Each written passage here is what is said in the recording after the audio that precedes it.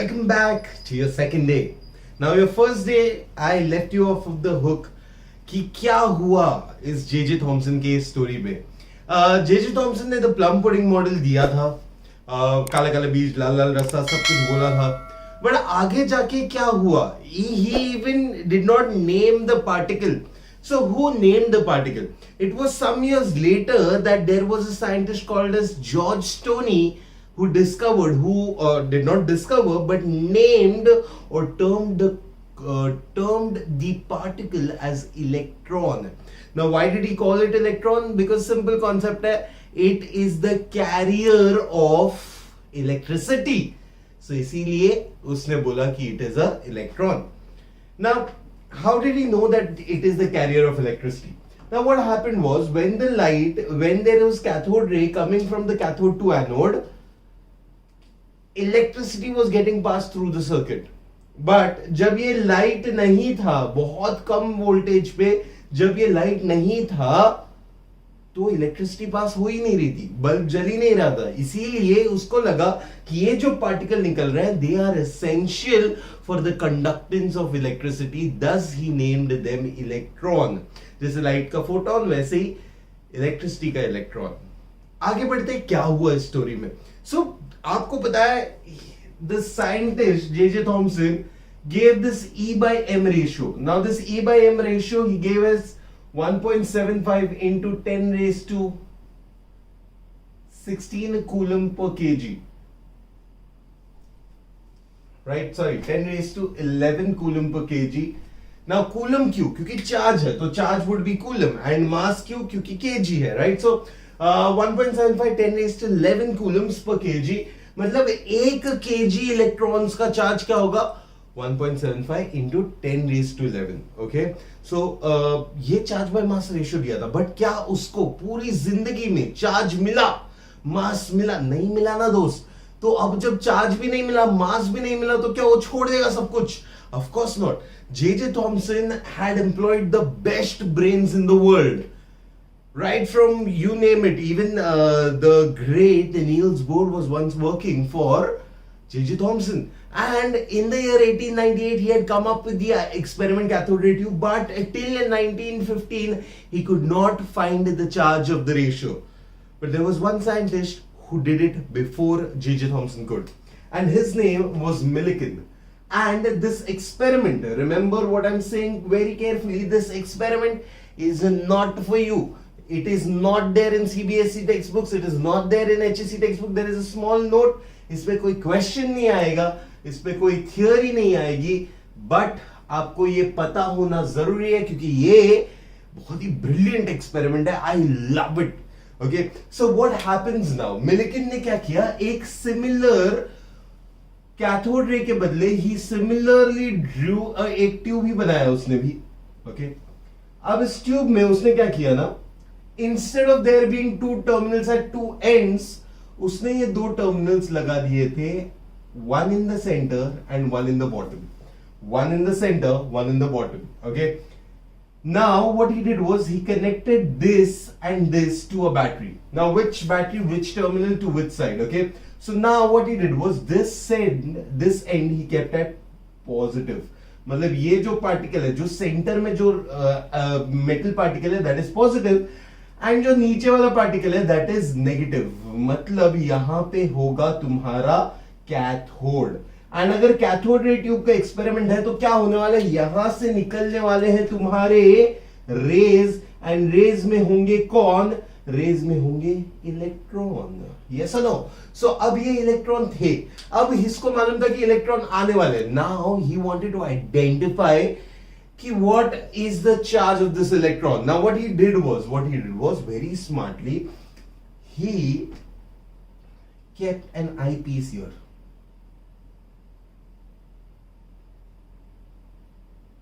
Now this eyepiece is just like a microscope. और उस microscope में उसको क्या दिख रहा था? ये ऐसा था, और यहां पे उस eyepiece में उसने एक मेजरमेंट रखे थे, और सामने के दीवार पे उसने मेजरमेंट रखे थे, तो उसको यहां पे मेजरमेंट्स दिखते थे. Basically it was just height कि क्या सेंटीमीटर्स है. Okay, now what he did was, यहां से उसने एक नोजल क्रिएट किया,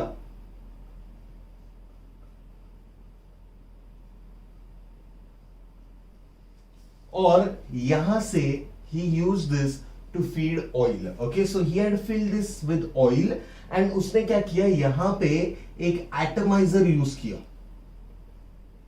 समझ रहे हो ना, एटमाइजर तो एब्सोल्युटली ना. एटमाइजर क्या है भाई, बहुत खतरनाक सवाल लग रहा है, खतरनाक वर्ड लग रहा है, बट एटमाइजर क्या है मालूम है क्या? इट्स जस्ट जो डिओड्रेंट फुसफुस मारते हो ना, सो बेसिकली क्या होता है, डिओड्रेंट अंदर लिक्विड के फॉर्म में रहता है, उसको वो डिओड्रेंट इतना पतला ट्यूब से आता है कि वो अपने आप एटमाइज होता है, मतलब पार्टिकल्स अलग हो जाते हैं एंड स्मॉल स्मॉल पार्टिकल्स बच जाते हैं. तो बड़े लिक्विड फॉर्म को एटमाइज करना, तो वैसे ऑयल को फुसफुस के चक्कर में, वो पुराने जमाने में होता था ना, राजा शहजादा जो उसके आजू बाजू में दासियां उस पे परफ्यूम छिड़कती थी, सिमिलरली एक स्प्रिंकलर से और एक स्क्वीज करने से यहां से क्या होता था, ऑयल निकलता था. अब उसने क्या किया ना, एक छोटा सा होल क्रिएट किया. The entire thing was solid except for this hole. Now what happened was, oil हर जगह पे गिर रहा है, ऑयल सब जगह पे गिर रहा है, but some of the oil could fall from here. Now when it fell from here, okay, let's imagine this as, अगर तेल यहां से गिर रहा है तो नीचे से क्या आने वाला है, नीचे से आएगा इलेक्ट्रॉन. दोस्त, now oil is a very sticky substance, viscous होता है, तो इलेक्ट्रॉन क्या होगा, जो हाई स्पीड से इलेक्ट्रॉन आ रहा है वो उसके अंदर घुस के पकड़ा जाएगा, और जब वो इलेक्ट्रॉन पकड़ा जाएगा तो ऑयल पे इलेक्ट्रॉन्स धप धप धप धप लगते जाएंगे. मतलब ये इलेक्ट्रॉन्स का चार्ज अब ऑयल के ड्रॉपलेट पे ट्रांसफर होगा. अब जब ऑयल के ड्रॉपलेट पे इलेक्ट्रॉन चिपके हैं तो बेटा मेरे को बताओ, ऑयल का चार्ज क्या हुआ, नेगेटिव हुआ ना. तो ऑयल जब नेगेटिवली चार्ज है तो मेरे को बताओ किसके तरफ जाएगा, नेगेटिवली चार्ज बॉडी किसको चिपकेगा, पॉजिटिव की तरफ. वापस एक बार ध्यान से देखते हैं, ऑयल का ड्रॉपलेट गिरने वाला है नीचे, ऑयल के ड्रॉपलेट विस्कस है, इलेक्ट्रॉन फुल स्पीड में आएगा, ऑयल के ड्रॉपलेट में चिपकेगा. ऑयल के ड्रॉपलेट का चार्ज क्या होगा, ये मैग्नीफाइड वर्जन है, ऑयल का ड्रॉपलेट उसको दिख रहा है ऐसा, उस पे चार्ज क्या होगा, नेगेटिव चार्ज होगा. क्यों नेगेटिव चार्ज होगा, क्योंकि उस पे इलेक्ट्रॉन्स आके लग गए हैं. नाउ बिकॉज ये नेगेटिवली चार्ज है, ऊपर there is this positive plate, तो ये oil droplet will defy gravity. Imagine जब वो माइक्रोस्कोप से देख रहा है और वो तेल गिर रहा था और हल्के से अब वो ऊपर आने लगा है, क्या मजा आया रहेगा उसको, कितनी खुशी हुई रहेगी कि उसने ये दिमाग लगाया. एंड जब वो देखता था कि ऑयल ड्रॉपलेट ऊपर जा रहा है तो वो नोट करता था दो चीज, एक डिस्टेंस और टाइम. डिस्टेंस और टाइम से उसको पता चलती थी speed of the oil droplet. Okay, speed से उसको पता चलता था कि अगर बहुत स्पीड से ऑयल ड्रॉपलेट ऊपर चली गई, मतलब ऊपर वाला पार्टिकल उसको रॉप करके खींच रहा है, इसका मतलब ऑयल ड्रॉपलेट पे चार्ज क्या था, ज्यादा. एंड अगर स्लोली ऊपर आ रहा है, that means the charge was less. बंदे ने क्या किया मालूम है, अलग अलग ऑयल ड्रॉपलेट पे 1 2 3 ऑयल ड्रॉपलेट 4 ऑयल ड्रॉपलेट 5 ऐसे हजारों ऑयल ड्रॉपलेट के चार्जेस लिखे. चार्ज 1 Q1 लिखा, Q2 लिखा, Q3 लिखा, Q4 लिखा, हर एक का चार्ज लिखा. You don't have this experiment, इसलिए मैं फास्ट फॉरवर्ड कर रहा हूं इसको. जब उसने देखा ये सारे चार्जेस जो है ना, इसका एक ही लीस्ट कॉमन मल्टीपल है. जैसे अगर मैं बात करूं 2 4 6 5 का least common multiple would be 1. It can also be 0.5. It can also be 0.25. Remember this. समझ रहे हो?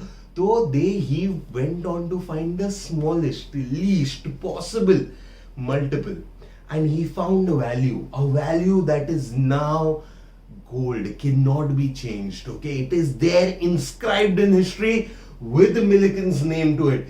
That charge, my dear friends, was 1.6. Electron का charge was 1.6 into 10 raised to minus 19 coulomb. This was the least common multiple that he found. Now, how did he find it? Basically अगर Q1 में 35 electrons थे, इसमें 22 electrons थे, इसमें 11 electrons थे, इसमें 5 electrons थे, इसमें 393 इलेक्ट्रॉन्स थे, तो क्या होता था इन नंबर से जब ये डिवाइड होता था तो बेसिकली हमेशा Q5 would be what 393 into electron का चार्ज। इसका चार्ज क्या होगा 5 इंटू इलेक्ट्रॉन का चार्ज, ये क्या होगा 11 इंटू इलेक्ट्रॉन का चार्ज, ये क्या होगा 22 इंटू इलेक्ट्रॉन का चार्ज। तो he just find the least common multiple. क्या तुमको इसका पढ़ने का जरूरत है, बट ये समझना जरूरी है कि मिलिगन ने क्या दिमाग लगाया था, क्योंकि ऐसे ही दिमाग तुमको भी लगाना है आगे जाके। Once you know two variables in 3, E भी है, चार्ज बाय मास रेशियो भी है, m नहीं है, तो what will you do my dear friends? m would be equal to then what? Can I say m would be equal to, m जाएगा यहां पे and ये आएगा यहां पे, what will happen is 1.6 into 10 raised to minus 19 coulomb divided by 1.75 into 10 raised to 11 coulomb per kg. Maths कीजिए जनाब, this you will get the exact value. You will check that this value is the exact value which is written in your textbook. I want you to find the value of the mass of an electron. So ऐसे करके अपने Millikan ने identify किया था दो चीज। Identify किया था पहले charge of an electron, and once he had identified the charge of an electron, that charge was equal to what? Minus 1.6 into 10 raised to minus 19. क्यों माइनस लगा दिया था? क्योंकि it was believed that it was coming from the negative terminal, and because it is coming from the negative terminal, इसीलिए वो charge negative पकड़ा था। At the same time, he also identified the mass of an electron.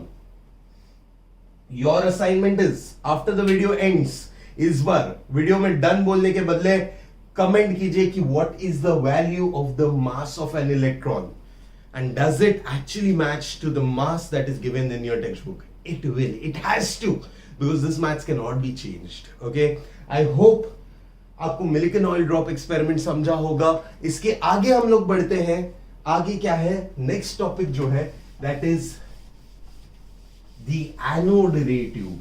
Now everybody was a fan of J.J. Thomson.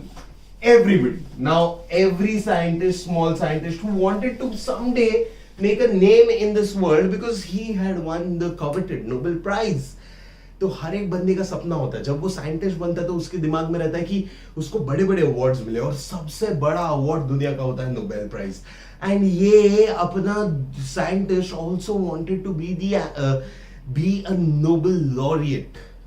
Maybe, hopefully, someday, one of you can be a Nobel laureate. But till then, we'll hear and understand stories of these people. His name was E. Goldstein. Now, what did E. Goldstein do? He did the cathode ray tube experiment at home. Now, it's an interesting story. Many of you all might think that I'm faking it. I don't know.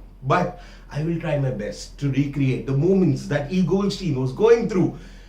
Now what he did was, he did not have the apparatus that J.J. Thomson had. J.J. Thomson had specifically devised it, materialized it, and then उसने बोला था। But जब पहली बार आपको एक manual मिलता है जिसमें बोलता है कि ये एक्सपेरिमेंट ऐसा किया जाता है, वैसे किया जाता है, you get excited out of your mind. And you start doing that experiment no matter what. How many ever difficulties come your way, you will do that experiment. And so did E. Goldstein. He did not want to stop कि मेरे पास ये नहीं है, वो नहीं है, तो उसने क्या किया? He took a wine tumbler. Wine tumbler मतलब वाइन का ग्लास का जार। उस जमाने में ऐसे बड़े बड़े वेज जैसा होते थे। So he took that big wine tumbler. उसने क्या किया? ग्लास के ऊपर वाले एंड को हीट करके इसको बंद कर दिया। Simple fix. ऑलराइट, अब उसको पता था कि उसमें उसको क्या क्या लगाना है, तो उसने यहां पे एक होल कर दिया, एक पाइप लगा दिया, और यहां से क्या किए, क्रिएट करने की कोशिश की उसने, वैक्यूम क्रिएट करने की कोशिश की। तो he attached a vacuum pump to this, so what will happen, the pressure will decrease. Now what he did was, he tried to create the same experiment. क्या लगाना था? Circular metal. सर्कुलर मेटल क्या पड़े रहते क्या घर पे? कुछ काम धंधा सब खरीद के रखता है क्या? कोई नहीं खरीद के रखता, रहता ही नहीं है। मेरे घर पे मेरे को कुछ सर्कुलर मेटल नहीं दिखा दिखाने के लिए, सो उसको कैसे मिला रहेगा? नहीं मिला।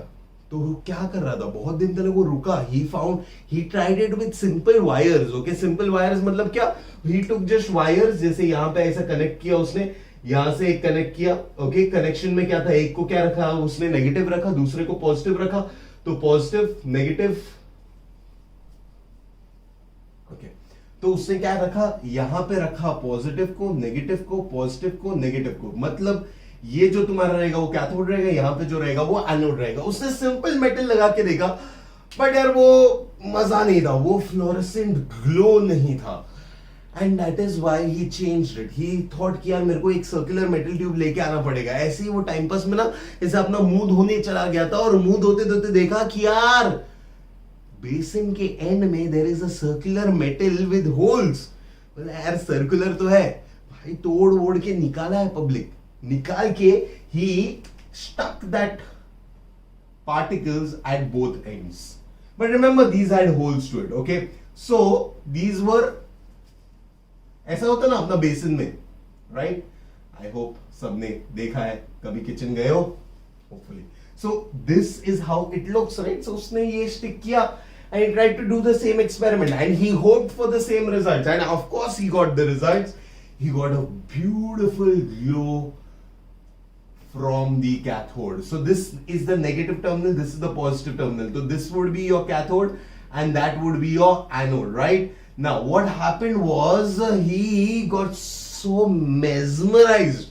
भाई को इतना पसंद आया, मस्त। उसने ना ब्रिटेन में रहता था, इंग्लिश चाय बनाया, मस्त बैठा था, सनसेट सामने था, सामने लेबोरेटरी था, the sun was setting, it was good evening time, he was just sipping coffee and he saw something really strange because बहुत देर से ये चालू था। he found that the part of this glass at this end had now turned almost pinkish reddish. जैसे glass गर्म होता है ना, बहुत सारे इंस्टाग्राम पे वीडियोस देखे रहेंगे या फिर बहुत सारे यूट्यूब पे वीडियोस देखे रहेंगे जहां पे ग्लास को हीट करते हैं एंड मोल्ड करते हैं, तो वो ऑरेंजिश रेडिश पिंकिश ग्लो आने लगा उसको ग्लास जार में। एंड ही वाज थिंकिंग यार ये क्या हो गया अचानक से। जे थॉमसन के पूरे एक्सपेरिमेंट में कहीं पे भी नहीं लिखा था कि ग्लास गर्म होता है या ग्लास शाइन होने लगता है। ऑफ कोर्स उसके दिमाग के घोड़े दौड़ने लगे और उसने बोला यार मैंने क्या अलग कर दिया। उसने पहले चेक किया वैक्यूम पंप सही चल रहा है क्या, प्रेशर सही है क्या, गैस सही है क्या। सब कुछ सही होने के बाद में उसको एक ही डिफरेंस दिखा, भाई उसके इलेक्ट्रोड में खड्डे थे और उन खड्डों से शायद कुछ फर्क पड़ा होगा। अब क्या फर्क पड़ा? वो छेदों से फर्क ये पड़ा, उसने सोचा कि जैसे यहां से पार्टिकल जाता है इस तरफ, and those are called cathode rays. Similarly, he thought if there were particles which were heating this glass, if by chance अगर ये पार्टिकल गर्म हो रहा है तो ये पार्टिकल कहां से ओरिजिनेट करेगा? No points for guessing. Obviously उसने क्या सोचा कि पार्टिकल यहां से ओरिजिनेट करेगा। नाउ जब उसने देखा कि पार्टिकल यहां से ओरिजिनेट कर रहा है, उसने इस एक्सपेरिमेंट का नाम लिखा एनोड रे ट्यूब।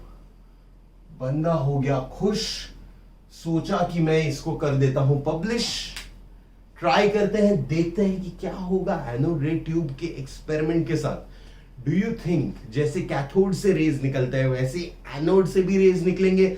जैसे यहां से इलेक्ट्रॉन्स निकलते हैं तो वैसे ही कोई पार्टिकल यहां से भी निकलता होगा? Seems logical, right? Let's hope. Thank you so much.